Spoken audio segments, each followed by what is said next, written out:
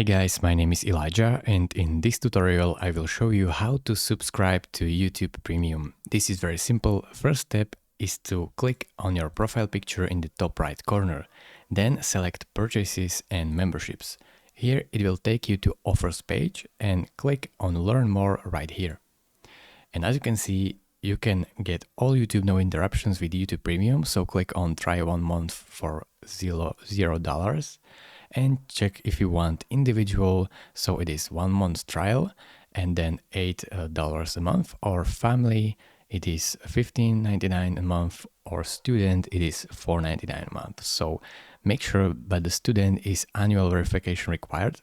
So pick the one that you like. I will pick individual and then try 1 month.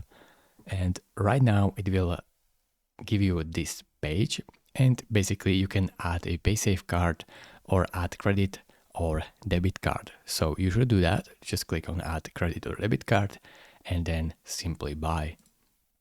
Now, right now here you can add your card number, month, date, security code, cardholder name, street address and postal code city, and then save card.